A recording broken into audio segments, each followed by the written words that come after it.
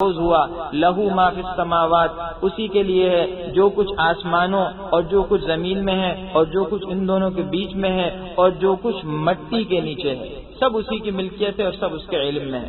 وَإِن تَجْهَرْ بِالْقَوْلِ، اور اگر آپ بات کو پکار کر کہیں یا بات کو چپکے سے کہیں، اور اگر آپ بات کو پکار کر کہیں تو وہ ذات تو اس سرگوشی کو بھی جانتی ہے، وَأَخْفَى، اور انتہائی پوشیدہ بات کو بھی جانتی ہے۔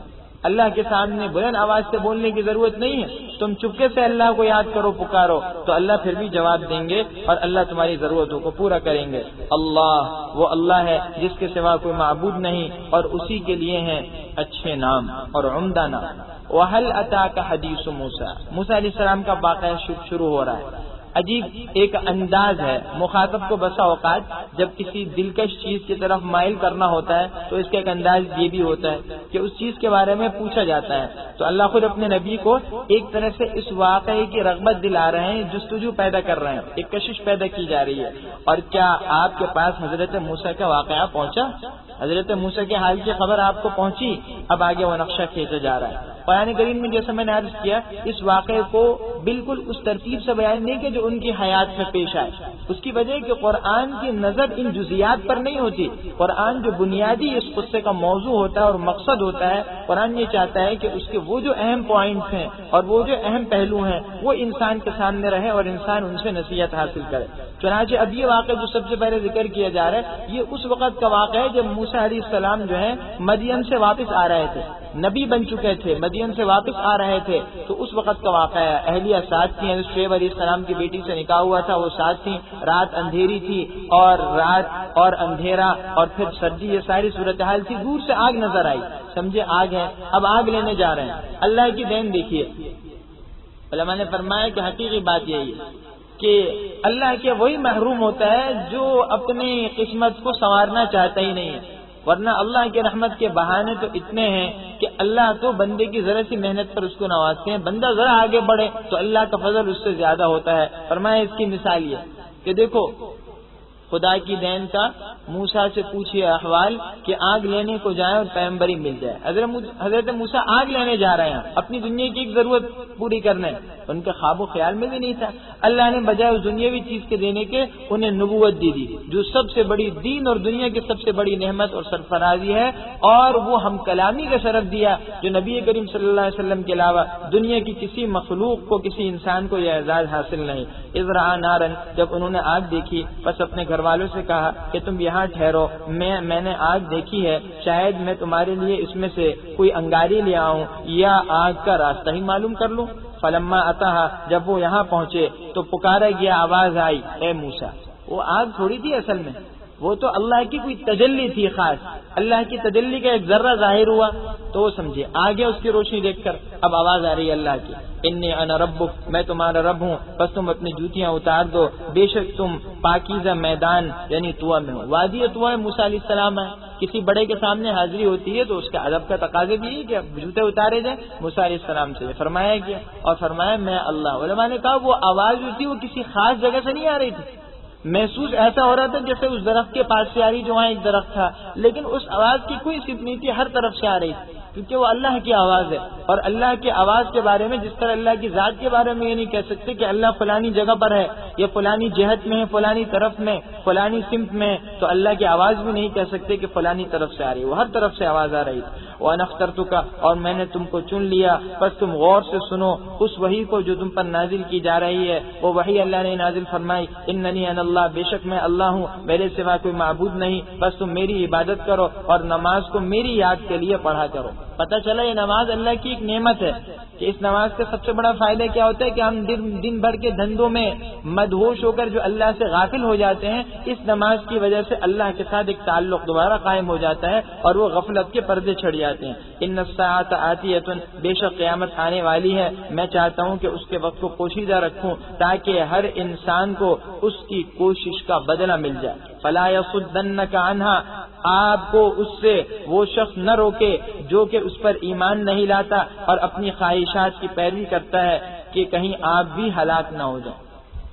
اگر آپ قیامت کے انکار شروع کر دیں گے، ایسا آدمی کوئی روک دے آپ کو قیامت کے علم سے یا اس کے یقین سے، تو یہ تو ہلاکت ہو جائے گی۔ وما تلک بیمینک یا موسیٰ. اب حضرت موسیٰ کو 2 معجزے دیے جا رہے ہیں.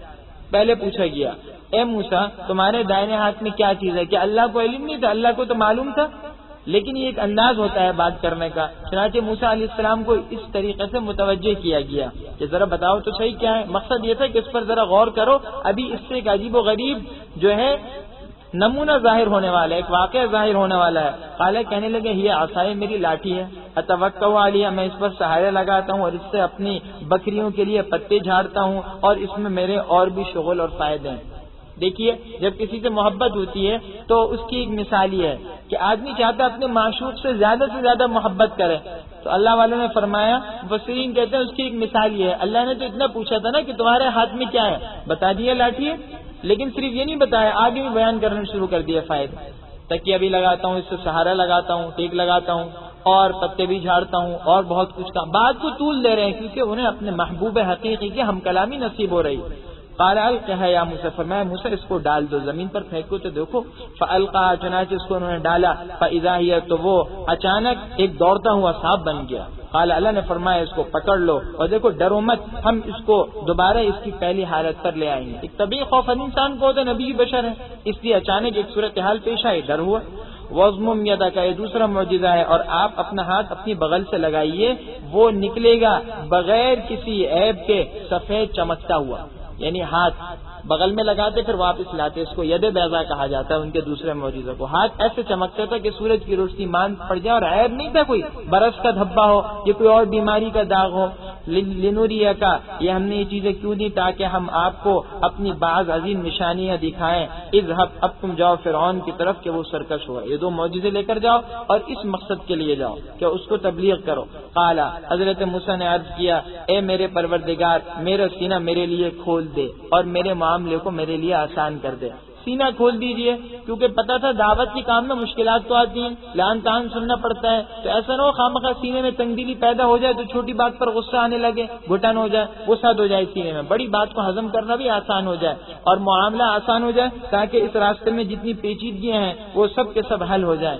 آگے فرمایا واحلل اور میری زبان کی گرہ کو کھول دیجئے تاکہ وہ میری بات سمجھ جائے. موسیٰ علیہ السلام کی زبان میں لکنت آ گئی تھی. اس کا ایک واقعہ ہوا جو تفصیلی ہے.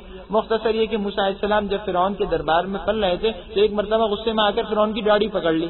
فرعون کو غصہ آیا اور اسے کہنے لگا کہ مجھے معلوم ہوتے تو وہی شخص ہے جس کے بارے میں نجومیوں نے کہا تھا کہ بنی اسرائیل میں ایک شخص پیدا ہوگا تمہارا جو ہے وہ تخت الٹ دے گا. تو قتل کروانے کا ارادہ کیا. ان کی اہلیہ نے حضرت آسیہ جو تھی انہوں نے منع کیا، نہیں ایسا مت کیجیے، بچہ آپ مجھے دے چکے ہیں تو بچہ ہے نادان. اچھا ایک امتحان لے لیجیے، ایک تشت انگارے کا اور ایک تشت موتیوں کا رکھوا دیجیے، دیکھ لیجیے وہ کس طرف ہاتھ بڑھاتا ہے، اندازہ ہو جائے گا. اگر انگارے کی طرف ہاتھ بڑھا رہا ہے پتہ چل جائے گا نا سمجھ بچہ ہے، اور موتی کی طرف بڑھا رہے تو پتہ چلے گا واقعی سمجھ سے اس نے کام کیا. چنانچہ وہ رکھا گیا تو موسیٰ علیہ السلام نے روایت میں آتا ہے کہ موتیوں کی طرف ہاتھ بڑھانا شروع کیا. حضرت جبریل نے ان کا ہاتھ پھیر دیا اور انگارے کی طرف پھیرا. چنانچہ انگاروں نے ہاتھ میں ابھی منہ میں ڈالا ہی تھا کہ فرعون نے فوراً نکلوا دیا تاکہ ان کو نقصان نہ پہنچے، لیکن اس انگارے کے اثر سے لکنت آ گئی. تو اس لیے بات کہنے کے لیے دعوت و تبلیغ میں بات کہنے پڑتی ہے تاکہ لوگ میری بات صاف ستھری بات سمجھ جائیں، زبان میں لکنت نہ ہو، سمجھانے میں رکاوٹ نہ ہو. اللہ سے دعا کر رہے ہیں وجعل لی اور میرے گھر والوں میں سے میرا ایک معاون بنا دیجیے. وزیر یعنی میرا ایک معاون. وہ کون؟ ہارون کو جو میرا بھائی ہے، اس کے ذریعے سے میری قوت کو مضبوط فرما. وہ اشرک ہو اور اس کو میرے کام میں میری اس مہم میں شریک فرما. ایک اور ایک جو ہے کہتے ہیں 11 ہو جاتے ہیں. تو جب ان کے ساتھ دوسرے بھائی ہارون ہیں، اپنے بھائیوں مناسبت بھی پوری ہے، مزاج سمجھتے ہیں دونوں ایک دوسرے کا، دونوں نبی ہیں، دونوں ایک مہم پر جا رہے ہیں، تو ظاہر سے بات ہے اس فرعون جیسے طاغوت کے سامنے اب جو ہے بہت سے مراحل آسان ہو جائیں گے.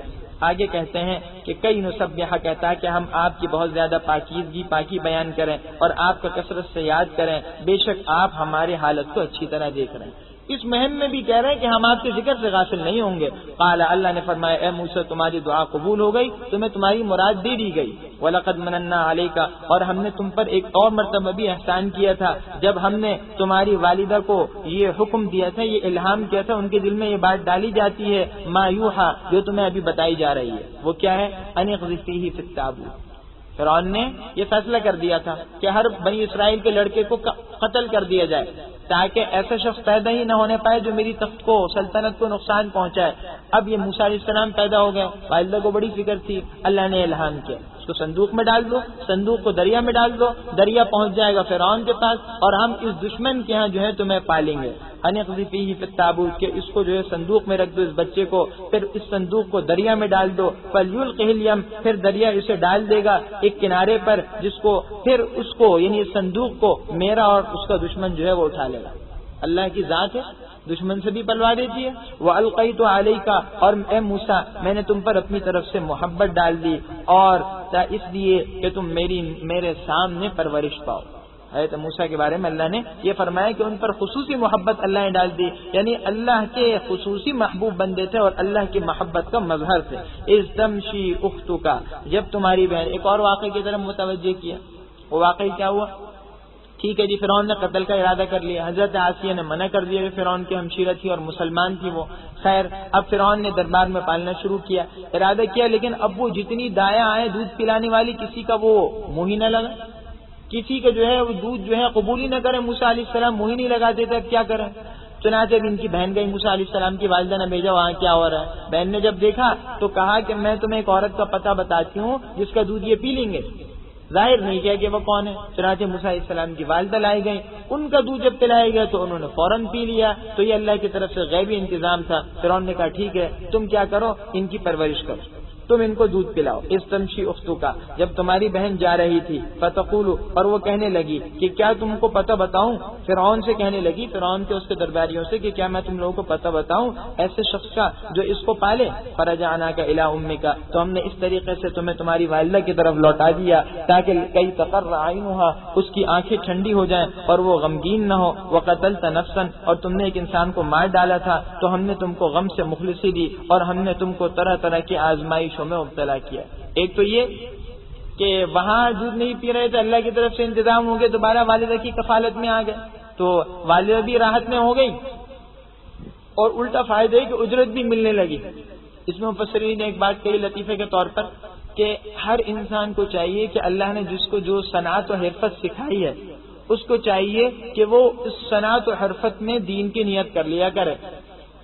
جس صنعت و حرفت اللہ نے اس کو سکھائی ہے اس کو چاہیے کہ وہ اس صنعت و حرفت سے اسی طرح فائدہ اٹھائے جس طرح حضرت موسیٰ علیہ السلام کی والدہ نے موسیٰ علیہ السلام کو دودھ پلا کر فائدہ اٹھایا۔ دودھ تو انہیں ویسے ہی پلانا تھا لیکن دودھ بھی پلایا، اپنا کام بھی کیا اور معاوضہ بھی مل گیا۔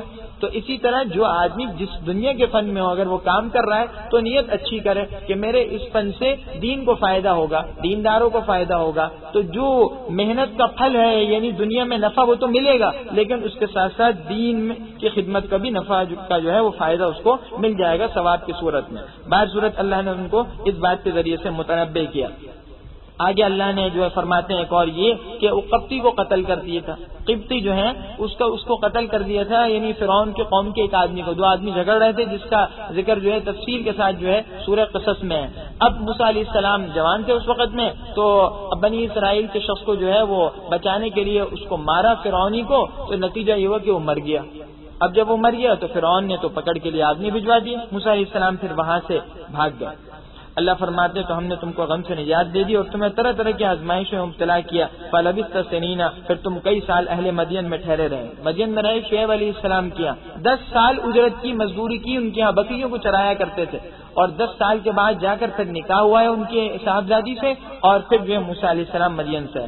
ثم جئت علی قدر یا موسیٰ، پھر اے موسیٰ تم ایک مقررہ وقت پر آ گئے، یعنی جب اس وقت پر آ پہنچے جو وقت اللہ نے رسالت کا اور ہم کلامی کے لیے اللہ نے منتخب کیا تھا۔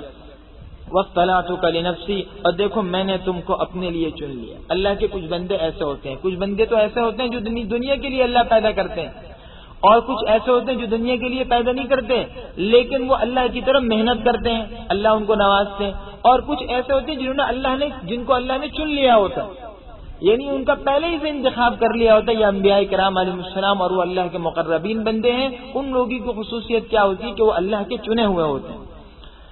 تو فرمایا میں نے تم کو اپنے لیے چن لیا، اذهب انت واخوک، تم اور تمہارے بھائی ہماری نشانیاں لے کر جاؤ، اور دیکھو میری یاد میں سستی نہ کرنا، دیکھیے دعوت و تبلیغ کا کام کتنا اہم ہے، جہاد کا کام کتنا اہم ہے، دین کے سارے شعبے کتنے اہم ہیں، لیکن اس کے باوجود اس مہم میں جو اہم ترین مہم تھی کہا میری یاد سے غافل نہ ہونا، تو پتہ چلا کہ ذکر اللہ جو ہے ہر وقت میں سب سے بڑا انسان کے لیے معاون ہوتا ہے۔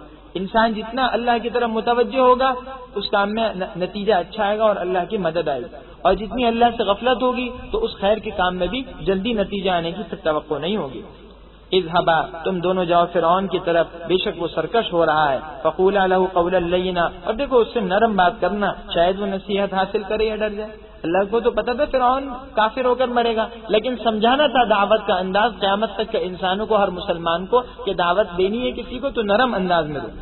قال ربنا، کہنے لگے اے ہمارے پروردگار ہمیں اس بات کا ڈر ہے کہ وہ ہم پر زیادتی کرے یا سرکش ہو جائے۔ قال، اللہ نے فرمایا تم دونوں مت ڈرو، میں تمہارے ساتھ ہوں، میں سن بھی رہا ہوں اور دیکھ بھی رہا ہوں۔ کوئی بڑا کسی کو کہہ دے، باپ بیٹے کو کہہ دے بیٹے ڈرو مت، میں تمہارے ساتھ چل رہا ہوں، بیٹے کو اطمینان ہو جاتا ہے۔ تو یہاں اللہ کہہ رہے میری معیت تمہارے ساتھ ہے، اللہ کہہ رہا ہر حال کو دیکھ رہا ہوں اور سن رہا ہوں، تو اب کس چیز کا خوف؟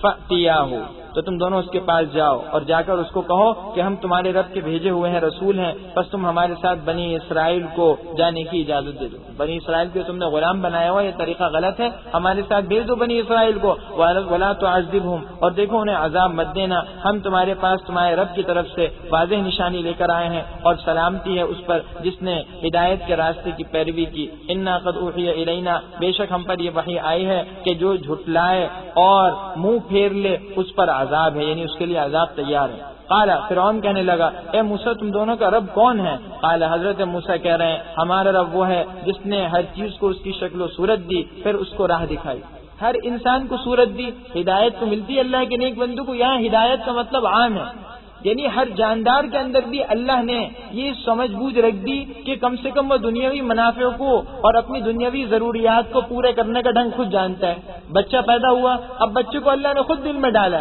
کہ ماں کی چھاتی کو چوسو تمہیں دودھ مل جائے گا، بچے کے دل میں اللہ نے خود ڈالا کہ دیکھو تم رونا شروع کر دو تمہاری ضروریات خود بخود پوری ہو جائیں گی۔ تو یہ جو مانگنے کا انداز ہے یہ کس نے سکھایا؟ یہ تو اللہ ہی نے سکھایا ہے۔ قال فما بال القرون الاولى، پوچھنے لگا کہ پہلی جماعتوں کا کیا حال ہوا؟ قال، حضرت موسیٰ نے فرمایا اس کا علم میرے پروردگار کو ہے، جو ایک کتاب میں یعنی دفتر اعمال میں لکھا ہوا محفوظ ہے، میرا پروردگار نہ بھولتا ہے اور نہ بھٹکتا ہے نہ چھوٹتا ہے۔ کیا خوبصورت جواب دیے، کہہ سکتے تھے کہ وہ سب کے سب جہنم میں ہیں، وہ سارے کے سارے جو ہیں وہ ہلاک ہو چکے ہیں، تو فرعون طیش میں آ سکتا تھا، اس لیے جواب ایسا دیا کہ بھئی یہ تو اللہ ہی کو معلوم ہے۔ الذی جعل لکم الارض، وہ ذات جس نے تمہارے لیے زمین کو بچھونا بنایا، فرش بنایا، اور تمہارے لیے اس میں راستے بنا دیے اور آسمان سے پانی برسایا۔ اللہ فرماتے ہیں پھر ہم نے اس سے مختلف قسم کے انواع و اقسام کے چارے اور پیداوار اگائیں۔ کلوا ورعوا، تم خود بھی کھاؤ اور اپنے جانوروں کو بھی چراؤ، بے شک اس میں نشانیاں ہیں عقل مندوں کے لیے۔ منہا، اسی مٹی سے ہم نے تم کو پیدا کیا اور اسی مٹی اور زمین میں ہم تمہیں لوٹائیں گے اور اسی سے ہم تمہیں دوبارہ زندہ کریں گے۔ یہ زمین ہر انسان کے خلقت میں شامل ہے، انسان نطفے سے پیدا ہوا ہے، لیکن علماء نے فرمایا کہ اللہ کی طرف سے ایک نظام ہے کہ پیدا تو نطفے سے ہوتا ہے، لیکن اس کے خمیر میں اور ماں کے پیٹ میں جو نطفہ پہ تیار ہوتا ہے بچے کی شکل میں، اس میں اللہ کی طرف سے مٹی کا ایک ذرہ ضرور ڈال دیا جاتا ہے۔ چنانچہ ایک روایت میں کہ بچے کی ناف میں جو ہے وہ مٹی کا وہ حصہ ڈال دیا جاتا ہے کہ جس مٹی میں انسان نے جانا ہے، جو مٹی انسان کی قبر بننی ہے اور جس میں جا کر انسان کے جسم نے ملنا ہے، تو اسی مٹی سے وہ پیدا ہوا تھا، لہذا ایک ذرہ اس کا ڈال دیا جاتا ہے اور وہیں جا کر وہ دفن ہوگا اور قیامت میں اسی جگہ سے وہ اٹھے گا۔ اب آگے وہی مکالمہ فرعون کا اور حضرت موسیٰ کا شروع ہو رہا ہے جو تفصیل سے سورہ اعراف میں گزر چکا ہے، اس لیے ہم زیادہ اس کی تفصیل میں نہیں جائیں گے۔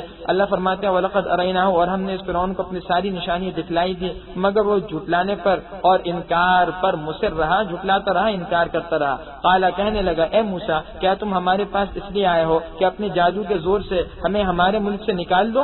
فَلَنَأْتِيَنَّكَ، تو ہم بھی تمہارے مد مقابل ایسا ہی جادو لائیں گے، تو تم ہمارے اور اپنے درمیان ایک وقت مقرر کر لو کہ نہ ہم اس کی خلاف ورزی کریں اور نہ تم اس کی خلاف ورزی کرو، اور دیکھو مکاناً سوا، یہ ہموار میدان میں ہونا چاہیے مقابلہ۔ قال، حضرت موسیٰ نے فرمایا ٹھیک ہے، مقابلے کے لیے مقررہ وقت تم سے کیا ہے؟ یوم الزینہ، جشن کا دن، اور یہ کہ لوگ چاشت کے وقت میں جمع کیے جائیں۔ موسیٰ علیہ السلام نے بڑے اچھے دن کا انتخاب کیا، عید کا دن تھا، ان کی خوشی کا دن جو ہوتا ہے اس میں چھوٹے بڑے سب کے لیے آسان ہوتا ہے جمع ہونا، اور سب ایسے کر سب دیکھنا چاہتے ہیں. اور وقت بھی کون سا انتخاب کیا؟ چارج کا، جس وقت میں لوگ عام گھر کی ضرورتوں سے فارغ ہو جاتے ہیں، سکون سے کوئی کام کر سکتے ہیں اور کوئی نظارہ دیکھ سکتے ہیں، اور اس وقت میں خوب دھوپ بھی، روشنی بھی خوب ہوتی ہے. تو اس وقت میں نگاہوں میں یہ بات نہیں آ سکتی کہ جی ہم اندھیرے کی وجہ سے نہیں دیکھ سکے تھے، ہماری آنکھوں کو دھوکا ہو گیا ہارنے میں. نہیں، ایسی بات نہیں ہے. فتولا فرعون، بس فرعون جو ہے وہ لوٹ گیا اور اپنا سامان جمع کر کے پھر آیا.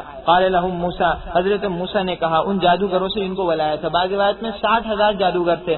ویلکم، ہائے تمہاری ہلاکت، تمہاری کمبختی. لا تفتروا علی اللہ کذبا، دیکھو اللہ پر جھوٹ مت باندھ دو کہ وہ تمہیں عذاب سے ہلاک کر دے گا. اور جس نے بہتان باندھا اور جس نے افترا کیا وہ نامراد ہو گیا. فتنازعوا امرهم بینہم، تو باہم اپنے معاملے میں جھگڑنے اور مشورہ کرنے لگے اور چپکے چپکے سرگوشی کرنے لگے. قالوا، کہنے لگے کہ یہ دونوں بھائی تو جادوگر معلوم ہوتے ہیں اور یہ چاہتے ہیں کہ تم دونوں کو تمہاری زمین سے اپنے جادو کے زور سے نکال دیں اور تمہارے اس شائستہ اور عمدہ مذہب کو نیست و نابود کر دیں.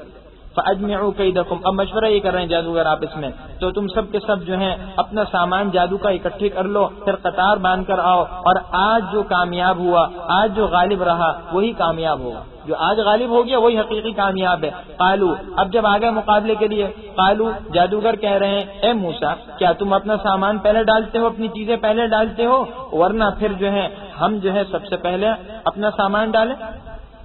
قال، حضرت موسیٰ نے فرمایا قال بل القوا، نہیں بلکہ تم پہلے ڈالو، تاکہ بعد میں موسیٰ علیہ السلام کا معجزہ ظاہر ہو کر ان کو مغلوب کر دے گا. فاذا حبالهم، تو کیا کہتے ہیں اچانک دیکھتے ہیں کہ ان کی رسیاں اور ان کی لاٹھیاں یخیل الیہ، موسیٰ علیہ السلام کے خیال میں ایسے محسوس ہونے لگی ان کے جادو کی وجہ سے کہ یہ دوڑتی پھر رہی. یہ نظر بندی تھی، جادو کی ایک صورت ہوتی ہے. موسیٰ علیہ السلام کو ایسے محسوس ہوا کہ یہ سانپ بن گیا. فاوجس، تو حضرت موسیٰ نے اپنے دل میں خطرہ محسوس کیا، تھوڑا سا خوف محسوس کیا. قلنا، ہم نے کہا آپ مت ڈریے، آپ ہی غالب رہیں گے. نبی انسان ہوتے ہیں بہر صورت، تبھی خوف تو ہوتا ہے. والق ما فی یمینک، اور آپ کے دائیں ہاتھ میں جو آپ اس کو ڈالیے یہ نگل لے گا اس کو جو انہوں نے بنایا ہے. بے شک یہ تو جادوگر کی تدبیر ہے، ان کے ہتھ کنڈے ہیں، اور جادوگر جہاں سے بھی جائے فلاح نہیں پاتا. فَأُلْقِيَ السَّحَرَةُ، تو جادوگر سارے کے سارے سجدے میں گر پڑے اور کہنے لگے ہم حضرت ہارون و موسیٰ کے رب پر ایمان لائے. قال، فرعون کہنے لگا کہ تم اس پر ایمان لائے ہو جبکہ اس سے پہلے کہ میں نے تم کو اجازت دی ہو، اجازت سے پہلے ایمان لیا میری. بے شک یہ تمہارا بڑا معلوم ہوتا ہے جس نے تم کو جادو سکھایا. فلا اقطعن ایدیکم، میں تمہارے ہاتھوں کو اور تمہارے پاؤں کو مخالف سمتوں سے کٹوا دوں گا اور تم کو کھجور کے تنے پر سولی چڑھوا دوں گا، اور ضرور تم ان قریب جان لو گے کہ ہم میں کس کا عذاب زیادہ سخت اور باقی رہنے والا ہے. قالو، کہنے لگے ہم تم کو ترجیح نہیں دیتے، تم کو ہرگز ترجیح نہیں دیں گے ان واضح نشانیوں پر جو ہمارے پاس آئی ہیں اور اس ذات پر جس نے ہم کو پیدا کیا. بس تم نے جو بھی فیصلہ اور حکم کرنا ہو وہ کر ڈالو. بے شک تم جو کچھ حکم دے سکتے ہو وہ اسی دنیا کی زندگی میں تو دے سکتے. زیادہ سے زیادہ ہماری دنیا کا فیصلہ کرو گے، دنیا ختم کر دو گے، کوئی بات نہیں. انا آمنا، بے شک ہم طرف پر ایمان لائے تاکہ وہ ہماری خطاؤں کو بخش دے، اور جو تم نے ہم کو زبردستی شہر پر مجبور کیا وہ بھی. اور اللہ جل شانہ بہتر ہے اور باقی رہنے والے نے اللہ کے جو اجر و ثواب ہے وہ زیادہ بہتر ہے. انہو، بے شک بات یہ ہے کہ جو اپنے رب کے پاس گنہگار ہو کر آئے گا تو اس کے لیے دوزخ ہے جس میں وہ نہ مرے گا اور نہ جیے گا. وہاں کی زندگی بھی کوئی زندگی نہیں ہے، تو نہ موت ہے نہ زندگی ہے. ومن یأتہ مؤمنا، اور جو ایمان کی حالت میں اس کے پاس آئے گا اور اس نے نیک کام بھی کیے ہوں گے تو یہی وہ لوگ ہیں کہ ان کے لیے بلند درجے ہیں. جنات عدن، ہمیشہ کے باغات جن کے نیچے نہریں بہ رہی ہوں گی. خالدین فیہا، یہ لوگ اس میں ہمیشہ ہمیشہ رہیں گے، اور یہی بدلہ ہے اس شخص کا جو پاک ہو گیا. یہ ایک مرحلہ ختم ہو گیا. موسیٰ علیہ السلام پر جادوگر ایمان لے آئے. جادوگروں کا حضرت موسیٰ پر ایمان لانا در حقیقت یہ واقعہ ہمارے لیے ایک بہت بڑا سبق سکھا رہا ہے. اور انشاءاللہ ابھی ہم جو ہیں تھوڑی دیر کے بعد پھر دوبارہ اپنی مجلس کو شروع کرتے ہیں. تو آج کی ترتیب جو اس طرح ہے کہ حضرت موسیٰ علیہ السلام کا یہ واقعہ ابھی چل رہا ہے. ہم نے کچھ انبیاء کا تذکرہ سورہ اعراف میں پڑھا تھا، اور ان انبیاء میں سے 3 انبیاء سے متعلق جو کچھ معلومات تھیں تو وہ ہم نے پروجیکٹر پر جو ہے وہ تصاویر کے ذریعے سے ان سے متعلق جو ہے کچھ معلومات دیکھی تھی. تو ہم یہ چاہتے ہیں کہ آج بھی ذرا سے پہلے ان معلومات کو تھوڑا سا تازہ کر لیں. حضرت نوح علیہ السلام اور حضرت ہود علیہ السلام اور حضرت صالح علیہ السلام، قوم صالح، قوم عاد جس کو قوم ہود بھی کہتے ہیں اور قوم عاد مشہور ہے یہ، اور تیسرے جو ہے قوم نوح، ان کے واقعات سے متعلق ہم چاہتے ہیں کچھ معلوماتی جو نقشہ ہے یہ پھر ساتھیوں کے ذہن میں آ جائے، اور اس کے بعد آج کی ترتیب انشاءاللہ بھی ہم تھوڑا سا وقفہ کریں گے، پھر میں انشاءاللہ دوبارہ حاضر ہوں گا، اور اس کے بعد ہم اس واقعے کو جو ہے وہ آگے لے کر جائیں گے، اس سے متعلق کچھ بات ہے۔ موسیٰ علیہ السلام کو جادوگروں پر فتح مل گئی۔ دیکھیے جادوگر ایمان لائے، جادوگر اپنے فن میں ماہر تھے، وہ یہ بات سمجھ گئے کہ ہمیں اس فن کا اعلیٰ درجہ حاصل ہے، اب اس کے باوجود یہ شخص ہم سے جیت گیا، حالانکہ اس نے کسی سے جادو سیکھا بھی نہیں ہے، نہ ہماری معلومات میں ہے، تو ایسا لگتا ہے کہ یہ واقعی اللہ کا سچا بندہ ہے اور واقعی یہ نبی ہے، تو انہیں اس بات کا احساس ہو گیا وہ ایمان لیا۔ تو اس سے ہمارے لیے سبق ہے کہ آج کے دور میں ہم جو اگر یہ چاہتے ہیں کہ امریکہ، یورپ اور دوسری اقوام جن نے ہمیں غلام سمجھ رکھا ہے، حکومت کرنے ہم پر حکومت کرتی ہیں، ہم ان کو مسخر کر لیں، ان پر قابو پا لیں اور ان سے ہم ان کے مقابلے میں ہمیں فتح ہو جائے، تو اس کی ایک سوچ تو یہ ہے کہ جی ہم اس جیسا اسلحہ تیار کریں اور ہم ان کے مقابلے میں قوت جو ہے اتنی جمع کریں جتنی ان کے پاس ہے، تاکہ ہم اتنی قوت کو پہنچ کر پھر ان سے جنگ جیت جائیں۔ لیکن اس کے مقابلے میں ایک اور طریقہ ہے جو نفع بخش ہے اور جو بارآور ہے۔ پہلے طریقہ اس لیے بارآور نہیں کہ یہ بظاہر ظاہری اسباب میں مشکل نظر آتا ہے، یہ انہوں نے سال اور برسوں کی محنت کی ہے، سالوں کی نہیں بلکہ صدیوں کی محنت ہے، اس کی بنیاد پر جا کر آج یہ اس مقام پر پہنچے۔ تو اگر آپ یہ سمجھتے ہیں کہ اتنا اسلحہ اور اتنے وسائل، وہ ساری تدبیریں اختیار کر لیں گے ہمارے پاس آ جائیں گی، یہ بظاہر اسباب کے اعتبار سے مشکل نظر آتا ہے، ممکن ضرور ہے لیکن مشکل۔ تو اس کی ایک دوسری صورت ہے، وہ یہ ہے کہ ہم کیوں نہ مسبب الاسباب جو ہیں اس کو اختیار کریں، یعنی انابت اللہ اختیار کریں، پوری اسلامی تعلیمات کو اختیار کر لیں۔ جب وہ اسلامی تعلیمات اختیار کر لیں گے تو اللہ کی مدد آ جائے گی، جس طرح موسیٰ علیہ السلام کے ساتھ اللہ کی مدد آئی، تو اس مدد کی بنیاد پر اللہ جل شانہ نے جادوگروں سے فتح دلوا دی۔ کوئی ظاہری اسباب کے تحت یہ نہیں ہو کہ اللہ کا ایک جو ہے ایک دم عذاب آیا وہ سب کے سب جل کر راکھ ہوا، ایسا نہیں ہوا، انہی کا جادو جو ہے سب لوگوں نے دیکھ لیا کہ وہ ناکام، موسیٰ علیہ السلام کا جو معجزہ تھا، جو بظاہر لوگوں کو جادو معلوم ہو رہا تھا، وہ کامیاب۔ تو اگر مسلمان اللہ کو بنا لیں اور انابت اللہ والی صورت اختیار کریں، تو پھر جب اللہ کی مدد ساتھ ہوگی تو اللہ ایسی صورتیں راہیں پیدا کر دیں گے کہ مسلمان جو ہے اس طاغوت کو فتح کر لیں۔ اس کا مطلب یہ نہیں، ہم یہ نہیں کہتے مادی وسائل کی محنت نہ کرو، اس کو کرو، اللہ نے اس کا حکم دیا اور یہ فرض کفایہ ہے، اس کو اختیار ضرور کرو، لیکن اس کو مقصد اور محور مت بناؤ، اصل توجہ اس پر نہ ہو، اس سے زیادہ توجہ جو ہے وہ اس ذات کو اپنا بنانے پر ہو۔ اللہ نے شروع میں کیا کہا تھا حضرت موسیٰ اور ہارون کو؟ یہ حضرات شروع میں ذرا سا بظاہر طبی طور پر گھبرا رہے تھے، تو اللہ نے کیا کہا تھا؟ اننا نخاف ان یفرط علینا ویطغى، اللہ نے جواب میں کیا کہا؟ لا تخافا اننی معکما، پہلے ہی کہہ دیا میں ساتھ ہوں، تو کیسے ناکامی ہوگی؟ تو اگر اللہ ہمارے ساتھ ہو جائے تو پھر یقیناً جو ہے ہم کامیاب ہوں۔ وَلَقَدْ أَوْحَيْنَا إِلَى مُوسَىٰ، اب یہ اس وقت کا واقعہ ہے جب بنی اسرائیل کو حکم ہوا تھا موسیٰ علیہ السلام کو کہ ان کو لے کر چلیے اور جو ہے دریائے نیل کی طرف نکل پڑے، مصر سے نکلنے، فرعون تعاقب میں گیا، پھر وہ واقعہ ہوا جو قرآن نے بار بار ذکر کیا ہے۔ وَلَقَدْ أَوْحَيْنَا إِلَى مُوسَىٰ، اور ہم نے حضرت موسیٰ کی طرف وحی بھیجی کہ آپ میرے بندوں کو راتوں رات لے کر چلیے، بس ان کے لیے دریا میں خشک راستہ بنا دو، یعنی لاٹھی کو مار کر۔ لا تخافو، نہ آپ کو ڈر ہوگا ان کے آ پکڑنے کا اور نہ غرق ہونے کا ڈر ہوگا۔ فأتبعهم، چنانچہ فرعون اپنے لشکر کے ساتھ ان کے پیچھے آیا تو ان لوگوں کو بھی اس دریا کی موجوں نے ان پر چڑھ کر جو ہے ان کو ڈھانک لیا اور ڈھانپ لیا، اور فرعون نے اپنی قوم کو گمراہ کر دیا اور سیدھے راستے پر نہیں ڈالا۔ یا بنی اسرائیل، اللہ فرماتے ہیں اے بنی اسرائیل، ہم نے تم کو تمہارے دشمن سے نجات دے دی ہے۔ بھائی خوف تھا اس لیے ہماری عبادت یہ کہہ سکتے ہو صحیح طریقے سے نہیں کر سکے، اب تو امن ہو گیا۔ وواعدناکم، اور ہم نے تم سے جو ہے وعدہ کیا تھا، طے کیا تھا، کیا کیا تھا؟ تورات دینے کے لیے کوہ طور کی داہنی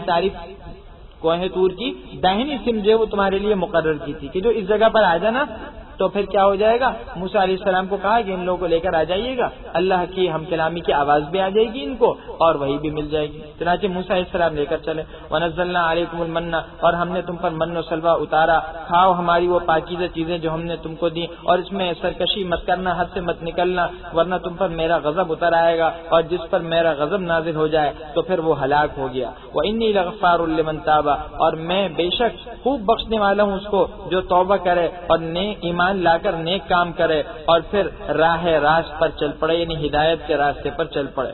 وَمَا أَعْجَلَكَ، اب حضرت موسیٰ آئے بنی اسرائیل کے ساتھ، کوہ طور کی داہنی جانب آنا تھا وہی لینے، حضرت موسیٰ آئے، لیکن قوم ذرا پیچھے لے گئے، حضرت موسیٰ جلدی آئے۔ اللہ سے محبت تھی نا، جس سے محبت ہوتا ہے آدمی اس سے ملنے کی جلدی کوشش کرتا ہے، تو تیز تیز دوڑتے ہوئے آئے۔ اللہ نے کہا آپ جلدی کیوں آ گئے؟ وَمَا أَعْجَلَكَ، اے موسیٰ تم نے اپنی قوم سے آگے چلے آنے میں کیوں جلدی کر دی؟ کہنے لگے قال، اے میرے رب جو ہے یہ لوگ میرے پیچھے آ رہے ہیں میرے پیچھے، اور میں آپ کی طرف آنے میں جلدی اس لیے کر رہا ہوں، میں نے جلدی اس لیے کی تاکہ آپ مجھ سے خوش ہو جائیں۔ اللہ کی مراد اور اللہ کی منشا پورا کرنے میں جتنی جلدی کرے انسان اللہ راضی ہوگا۔ قال، اللہ نے فرمایا ہم نے تمہاری قوم کو تمہارے پیچھے آزمائش میں ڈال دیا ہے اور ان کو سامری نے گمراہ کر دیا۔ بنی اسرائیل نکلے تو تھے لیکن راستہ میں رک گئے، اور راستے میں وہ بت پرستی والا واقعہ پیش آئی ہے کہ سامری نے راستے میں جو ہے وہ ان لوگوں کے لیے بچڑے کو جو ہے وہ معبود بنا کر پیش کیا، جس کا واقعہ آگے آ رہا ہے۔ فرجا، تو حضرت موسیٰ اپنی قوم کی طرف غصے میں افسوس کرتے ہوئے بعد میں، اس وقت فوراً نہیں، بعد میں کوہ طور پر آ کر تو 40 دن رہے تھے، روزہ رکھا تھا، پھر جب وحی مل گئی اب گئے، اور اللہ نے واقعہ بھی بتا دیا تھا تو غصہ بھی بہت تھا کہ یہاں میں وہی لینے گیا ہوں تمہارے کہنے پر اور یہاں جو ہے تم نے بچڑے کو معبود بنا دیا۔ قال، آ کر کہنے لگے اے میری قوم، کیا تمہارے رب نے تم سے اچھا وعدہ نہیں کیا تھا؟ افطال علیکم العہد، کیا میری جدائی کی مدت تمہیں بہت لمبی معلوم ہوئی؟ یہ تم نے یہ چاہا کہ تم پر تمہارے پروردگار کی طرف سے غضب نازل ہو جائے، تو تم نے مجھ سے جو وعدہ کیا تھا اس کے خلاف ورزی کر لی۔ وعدہ کیا تھا ہم انتظار کر رہے ہیں آپ وہی لے کر آئیے، اور یہاں اللہ کے سوا بچڑے کو معبود بنا لیا۔ قالو، کہنے لگے ہم نے اپنے اختیار سے آپ کی وعدہ خلاف ورزی نہیں کی، ولیکننا، لیکن ہم لوگوں کے زیوروں کا بوجھ اٹھائے ہوئے تھے، تو پھر کیا ہوا؟ قذفنا، ہم نے اس کو آگ میں ڈال دیا، اور اسی طرح سامری نے اس کو ڈال دیا۔ فأخرج لهم، اللہ کہتے ہیں پھر اس نے سامری نے ان کے لیے ایک بچڑا نکال دیا، بنا دیا، عجلا جسدا، جو کیا تھا؟ ایک ظاہری جسم تھا صرف، لہو خوار، لیکن اس کے اندر ایک آواز تھی گائے جیسی۔ فقالو، اور وہ کہنے لگے، یعنی لوگ کہنے لگے سامری اور اس کے دیگر آدمی کہ یہ تمہارا معبود ہے اور حضرت موسیٰ کا معبود ہے۔ فنسیہ، مگر وہ بھول گئے۔ موسیٰ علیہ السلام سے غلطی ہو گئی، کوہ طور اللہ سے ملنے جا رہے ہیں، اللہ تو یہاں بیٹھا ہوا ہے بچڑے کی صورت میں، یہ سامری نے کہا۔ بنی اسرائیل جو قبطیوں سے زیور لے کر گئے تھے تو پھر جو ہے ان کو واپس نہیں کیے تھے، اب جب زیور انہوں نے، موسیٰ علیہ السلام تو گئے کوہ طور پر، ہارون علیہ السلام نے کہا زیور گڑھے میں ڈال دو، انہوں نے گڑھے میں زیور ڈالے، سامری نے بھی وہ زیور گڑھے میں ڈالا، نتیجہ یہ ہوا جب سب نے جو ہے گڑھے میں زیور ڈالے، اب ان کو آگ بنا دیا، اور آگ بنا کر ایک بچڑے کی شکل میں سامری نے بنا دیا، اور سامری نے پھر کچھ مٹی جو ہے وہ بھی اس کے اندر ڈال دی۔ ہارون علیہ السلام کو پتہ نہیں چل سکا جو نائب تھے موسیٰ علیہ السلام کے، لیکن اس نے چپکے سے مٹی بھی اندر ڈال دی۔ اس نے خود آگے بتائی مٹی کیا تھی، جبریل علیہ السلام کے پاؤں کے نشانات کی مٹی تھی۔ اللہ کی شان دیکھیے، کہتے ہیں سامری کا نام بھی موسیٰ تھا، اور یہ اور موسیٰ علیہ السلام ایک ہی دن پیدا ہوئے ہیں۔ حضرت موسیٰ پیدا ہوا، اللہ نے ان کی والدہ کو حکم دی ان کو تابوت میں ڈال دو، اور تابوت دریا میں ڈال دو، اور دریا فرعون کے پاس پہنچ جائے گا جو میرا ان کا دشمن ہوگا۔ تو حضرت موسیٰ تو وہاں پہنچے دشمن کے پاس، خدا کے اور اپنے دشمن کے پاس، لیکن اللہ نے ان کو وہاں پلوایا۔ اور یہ سامری جو ہے اس کی ماں نے قتل کے خوف سے، اس کا نام بھی موسیٰ رکھا ہوا تھا، تو اس کو جو پہاڑ کے غار میں لے جا کر رکھ دیا۔ گھبرائی کہاں رکھوں اس کو بچانے کے لیے، ورنہ لشکر والے آ جائیں گے فرعون کی درباری جن کو قتل عام کا حکم جاری ہوا ہے، تو اس کو پہاڑ کے غار میں لے جا کر رکھ دیا۔ چلو کوئی بات نہیں، کم سے کم محفوظ تو رہے گا۔ کہتے ہیں وہ پہاڑ کا غار کا دروازہ بھی اس نے بند کر دیا۔ تو حضرت جبریل علیہ السلام کے ذریعے سے پھر اس کی پرورش ہوئی۔ جب علیہ السلام آتے تھے روزانہ، ایک انگلی میں شہد، ایک میں مکھن، ایک میں دودھ ہوتا تھا، اس کو چٹا جاتے، اس طرح یہ جوان ہوا۔ تو اللہ کی شان دیکھیے کہ وہ موسیٰ جسے فرعون نے پالا تھا وہ تو اللہ کے نبی موحد اعظم ہے، وہ تو پیغمبر ہیں، اور وہی موسیٰ نام کا شخص جس کو جبرائیل نے پالا وہ سب سے بڑا مشرک اور سب سے بڑا لوگوں کو گمراہ کرنے والا۔ تو معلوم ہے اللہ جسے ہدایت دینا چاہتے ہیں تو کوئی اس کو روک نہیں سکتا، اور جس کو اللہ گمراہ کرنا چاہے اسے ہدایت نہیں ملتی۔ خیر، تو حضرت جبریل کے پاؤں کے نشانات وہ دیکھتا تھا کہ جہاں جبریل کے پاؤں کا نشان پڑتا تھا تو وہ جگہ سرسبز ہو جاتی، اس میں زندگی کے آثار ہو جاتے۔ اس نے سمجھ لیا کہ اس میں اس کو خاصیت ہے ان کے پاؤں کے نیچے کی مٹی میں، تو وہ مٹی اس نے لے لی تھی اور وہ جب بچڑے کے اندر ڈالی تو بچڑے سے آواز نکلنے لگی، زندگی کے آثار پیدا ہو گئے۔ کہا دیکھو یہ بولتا بھی یہ معبود ہے۔ افلا یرون، اللہ کہتے ہیں ان کی حماقت کی طرف متوجہ کرتے ہیں، کیا یہ نہیں دیکھتے کہ یہ ان کی کسی بات کا جواب بھی نہیں دیتا اور نہ ان کے نفع اور نقصان کا کچھ اختیار رکھتا ہے۔ وَلَقَدْ قَالَ لَهُمْ، اور تحقیق ان سے حضرت ہارون نے پہلے ہی کہہ دیا تھا، اے میری قوم تم کو اس کے ذریعے سے آزمایا گیا ہے اور بے شک میرے رب بہت مہربان ہے، بس تم اسی کی پیروی کرو اور دیکھو میرا کہنا مان لو۔ قالوا، ہارون علیہ السلام نے سمجھایا تھا لیکن نہ مانے، کہنے لگے لن نبرح علیہ عاکفین، ہم تو اس کی پوجا پر بیٹھے رہیں گے، قائم رہیں گے جب تک کہ حضرت موسیٰ نہ لوٹ آئیں۔ قالا، حضرت موسیٰ نے بھا کر حضرت ہارون کو ڈانٹا، یا ان کو خلیفہ بنا کر گئے تھے، ان کی ذمہ داری تھی روکتے، تو کہا یا ہارون، اے ہارون تم کو کس چیز نے روکا کہ جب تم نے ان کو دیکھا کہ گمراہی میں پڑے ہوئے ہیں کہ تم میرے پیچھے چلے آتے؟ میرے پیچھے کیوں نہیں چلے آئے؟ افا عصیت امری، کیا تم نے میرے حکم کی خلاف ورزی کی اور غصے میں ان کے سر اور داڑھی کے بال پکڑ لیے؟ حضرت ہارون کہہ رہے ہیں قال یا ابن امہ، کہا اے میرے بھائی، اے میری ماں کے بیٹے، ماں کا واسطہ دے رہے ہیں گویا، اے میرے بھائی میری داڑھی اور سر کے بال تو مت پکڑیے، بے شک مجھے اس کا ڈر تھا کہ آپ یہ کہیں گے کہ تم نے بنی اسرائیل کے درمیان تفرقہ ڈال دیا اور میری بات کا خیال نہیں کیا۔ حضرت ہارون کہہ رہے ہیں مجھے یہ پتا تھا لیکن میں نے انہیں سختی سے اس لیے منع نہیں کی کہ ان میں تفرقہ پیدا ہو جاتا، انتشار پیدا ہو جاتا تو آپ آ کر مجھ سے پوچھتے اور پھر بعد میں، لہٰذا میں نے چاہا آپ آ جائیں، پھر ہم مل کر ایک جو ہے وہ مصلحت کے مطابق جو ہے ایک پلاننگ کریں اور پھر اس کے مطابق جو ہے حکمت عملی ترتیب دیں۔ تو ہارون علیہ السلام ظاہر وہ بھی مجتہد۔ اب دیکھیے موسیٰ بھی نبی ہیں، حضرت ہارون بھی نبی ہیں، اور دونوں بھائی، ہمیں ان کے معاملے میں دخل اندازی دینے کی ضرورت نہیں ہے کہ جی موسیٰ علیہ السلام نے نبی کی توہین کر دی، بعض لوگ کہتے ہیں معاذ اللہ، نہیں بھائی ان کا آپس کا معاملہ ہے، نہ ہمیں فیصلہ کرنے کی ضرورت، ہماری کیا حیثیت۔ یہ جذبات میں موسیٰ علیہ السلام نے کام کیا اور یہ سمجھتے ہیں، موسیٰ علیہ السلام سمجھتے تھے کہ ہارون علیہ السلام کو سخت تنبیہ کرنی چاہیے تھی اور سختی کرنی چاہیے تھی۔ ہارون علیہ السلام کا خیال یہ تھا کہ سختی مناسب نہیں تھی اور تفرقہ ہو جاتا۔ خیر، اس کے بعد موسیٰ علیہ السلام کو احساس ہوا تو معافی مانگی تھی، اس کا دوسری جگہ ذکر، اللہ سے دعا مانگی رب اغفر لی ولی اخی وادخلنا فی رحمتک۔ آگے کہتے ہیں قال، اب سامری کی طرف متوجہ ہو کر فرما رہے ہیں فما خطبک، اے سامری تیرا کیا حال ہے؟ قال، کہنے لگا بصرت، میں نے وہ چیز دیکھی جو اوروں نے نہیں دیکھی، تو میں نے فرشتے کے نقش پا سے ایک مٹھی بھر لی اور پھر اس کو اس بچڑے کے اندر ڈال دیا اور میرے جی نے، میرے دل نے اس کام کو میرے لیے اچھا بتایا۔ اس نے دیکھ لیا جب اسلام آتے ہیں تو ان کے پاؤں کے نیچے جو مٹی آتی ہے وہ سبز ہو جاتی ہے فوراً، اس کے اندر حیات کے آثار ہوتے ہیں، تو لگتا ہے اس مٹی میں کوئی خاصیت ہے۔ اس مٹی کو جب بچڑے میں ڈالا تو بچڑے میں آواز آ گئی اور بچڑا جو ہے وہ زندہ ہو رہا ہے۔ قالا، حضرت موسیٰ نے فرمایا فذهب، تم جاؤ، تمہارے لیے دنیا میں یہ سزا ہے کہ تم یہ کہتے رہو لا مساس، مجھ کو ہاتھ مت لگانا، اور تمہارے لیے عذاب کا ایک وقت مقرر ہے جو ٹل نہ سکے گا۔ یہ سزا بیان کی، کیا مطلب؟ یعنی تمہاری یہ سزا ہے کہ تم لوگوں سے دور ہو جاؤ، نہ لوگ تم کو ہاتھ لگائیں نہ تم لوگوں کو ہاتھ لگا سکو، بلکہ بد دعا بھی دی۔ چنانچہ مفسرین کہتے ہیں، بعض تفسیری کتابوں میں لکھے ہیں بد دعا اس طرح قبول ہوئی کہ اللہ کی طرف سے دنیا میں یہ عذاب ہوا اس کی حرکت کی بنا پر کہ جو اس کو ہاتھ لگاتا یا جس کو یہ ہاتھ لگاتا دونوں کو بخار آ جاتا۔ نتیجہ یہ ہوتا ہے کہ سامری لوگوں سے دور بھی رہا اور اگر وہ قریب آتا تو کہہ دیتا لا مساس، دیکھو مجھے ہاتھ نہ لگانا، تمہارا بھی نقصان میرا بھی نقصان۔ یہ دنیا ہی میں اسے سزا مل گئی لوگوں کو بت پرستی اور شرک میں ڈالنے کی، اور آخرت میں تو عذاب آئے گا۔ اور جہاں تک تم نے یہ معبود بنایا ہے تو وانظر، اپنے اس معبود جس کی پوجا پر تم قائم تھے اس کو دیکھ لو، ہم اسے جلا دیں گے اور پھر اس کی راکھ کو اڑا کر دریا میں بکھیر دیں گے۔ انما الہکم اللہ، بے شک تمہارا معبود تو وہی اللہ ہے جس کے سوا کوئی معبود نہیں، اس کا علم ہر چیز پر محیط ہے۔ یہ حضرت موسیٰ علیہ السلام کا واقعہ اللہ نے ذکر فرمایا، آیت نمبر 9 سے لے کر آیت نمبر 98 تک، تقریباً یہ 90 آیات میں موسیٰ علیہ السلام کا واقعہ ذکر ہوا ہے۔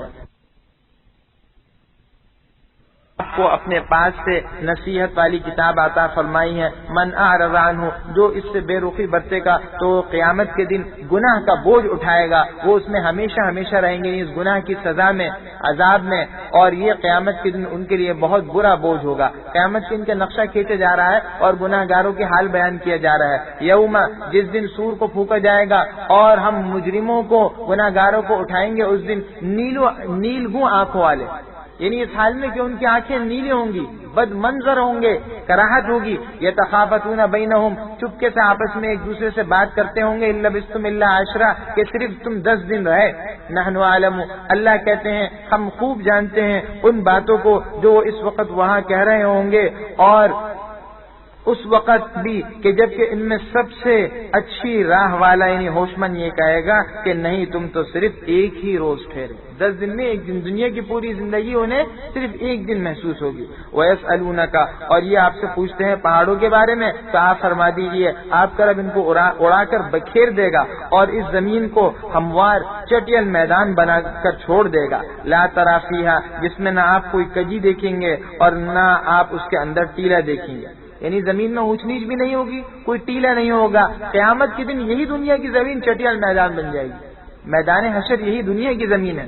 اسی دنیا کی زمین میں قیامت کا نظارہ لگے گا اور قیامت کا مارکا ہوگا، لیکن یہ زمین بدل جائے گی، اس طرح بدلے گی کہ اس زمین کو بالکل ہموار کر دیا جائے گا. جیسے حدیث میں آتا ہے کسی کی کوئی علامت نہیں، سب ایک ہی زمین پر، تمام مالک و مملوک، آقا غلام، مالدار قلاش، سب ایک ہی حال میں اللہ کے سامنے کھڑے ہوں گے.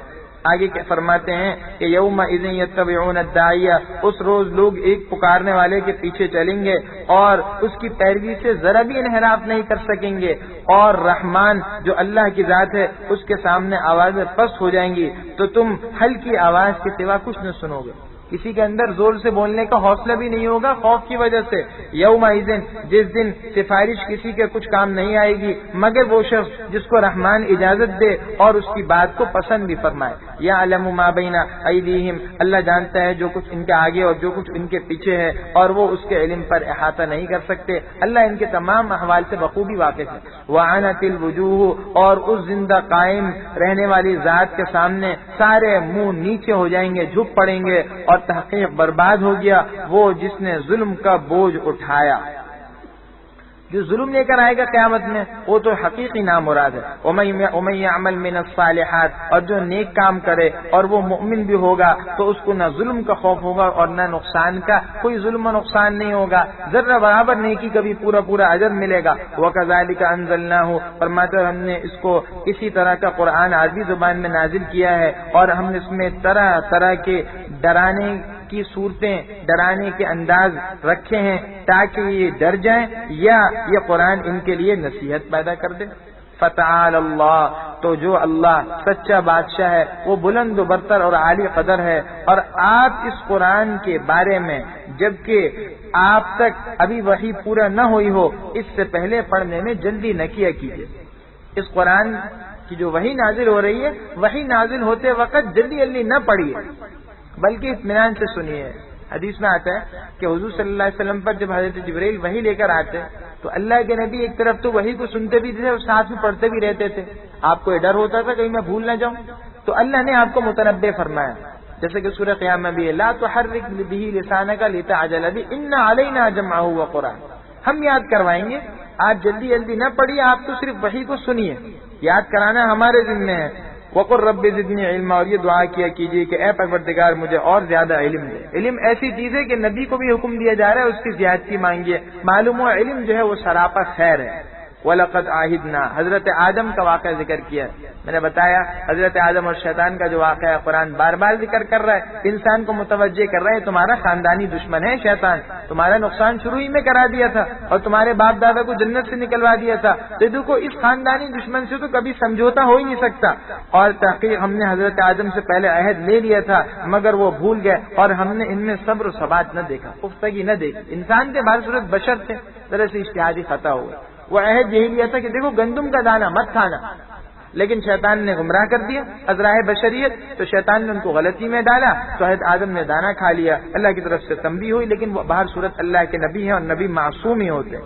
وَإِذْ قُلْنَا لِلْمَلَائِكَةِ، اور اس وقت کو یاد کی جب کہ ہم نے فرشتوں سے کہا کہ حضرت آدم کو سجدہ کرو، بس ان سب نے سجدہ کیا سوائے ابلیس یعنی شیطان کے، اس نے انکار کر دیا۔ تو ہم نے کہا اے آدم بے شک یہ تمہارا اور تمہاری بیوی کا دشمن ہے، تو یہ تم کو جنت سے نہ نکالے کہ تم تکلیف میں پڑ جاؤ۔ اور جنت میں کیا نعمتیں تمہیں حاصل ہیں؟ ان لک اللہ تجوع، یہاں تو تم کو یہ آسائش ہے کہ نہ تم بھوکے رہو گے نہ برہنا، کسی چیز کی ضرورت نہیں، اور لباس اور ہر قسم کی غذا میسر ہے۔ وَأَنَّكَ، اور یہ کہ نہ تم اس میں پیاسے رہو گے اور نہ کبھی دھوپ کھاؤ گے۔ فَوَسْوَسَ إِلَيْهِ الشَّيْطَانُ، شیطان نے ان کے دل میں یہ خیال ڈالا کہ اے آدم کیا میں تمہیں ہمیشہ کی زندگی اور ایسی بادشاہت کا پتہ بتا دوں جو کبھی زائل نہ ہو، اس کا نسخہ بتا دوں؟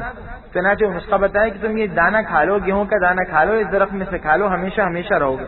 فَأَكَلَا مِنْهَا، چنانچہ ان دونوں نے اس میں سے کھا لیا۔ فَبَدَتْ لَهُمَا، تو ان کی شرمگاہیں ان کے سامنے ظاہر ہو گئیں، اور وہ دونوں اپنے بدنوں پر بہشت کے جنت کے پتے چپکانے لگے، اور حضرت آدم نے اپنے رب کے حکم کی خلاف ورزی کی تو وہ راہ سے ہٹ گئے۔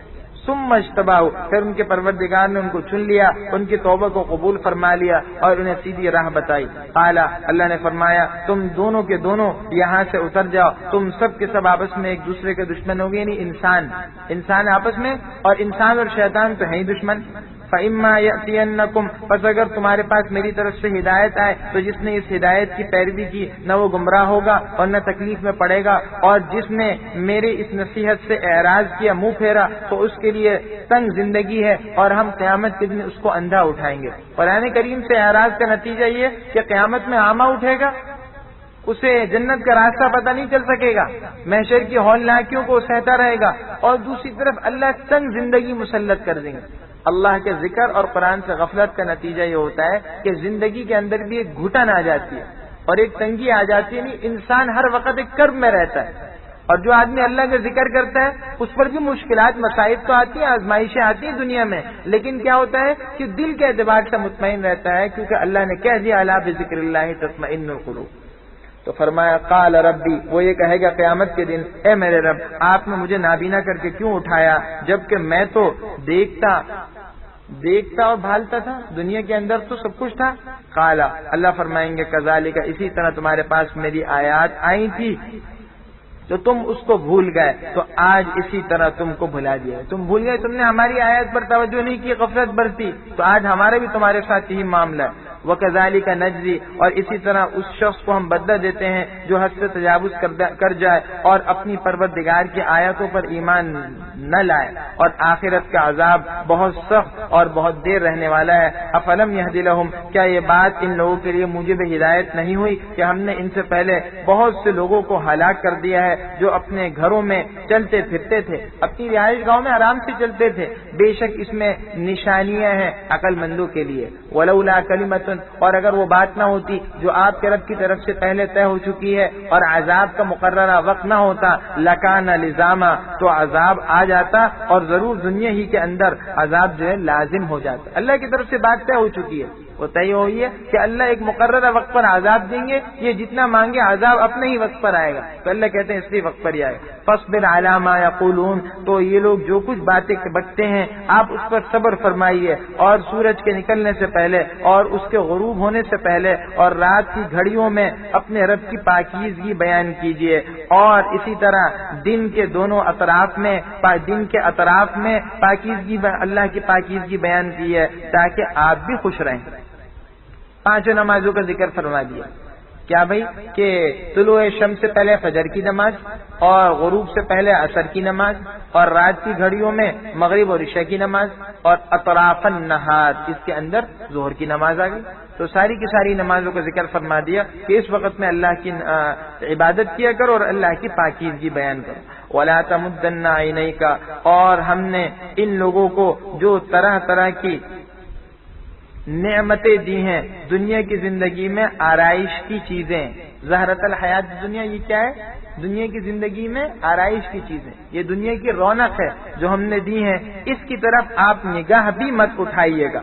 یہ سب ہم نے ان کو کس لیے دیا؟ لنفتنہم فی، تاکہ ہم ان کو اس کے ذریعے سے آزمائیں، اور آپ کے رب کا دیا ہوا رزق بہتر ہے اور زیادہ باقی رہنے والا ہے۔ انسان کو متوجہ کیا جا رہا ہے بھائی جس کو اللہ نے دین دے دیا، اصل چیز دین کی نعمت ہے، علم کی نعمت ہے، اور جو ہے نیک لوگوں کی جو محبت ہے، اللہ والوں کی محبت ہے اور دین کی محبت ہے، اس کی نعمت ہے، نیک اعمال کی نعمت ہے۔ جس کو اللہ یہ جذبہ دے دے اور یہ زندگی دے دے، پھر وہ ان دنیا داروں کے مال و دولت پر، ظاہری ریل پیر پر نظر رکھے، یہ اس کی شان نہیں۔ اس کو چاہیے اس پر نگاہ بھی نہ ڈالے، کیونکہ یہ سب آزمائش ہے۔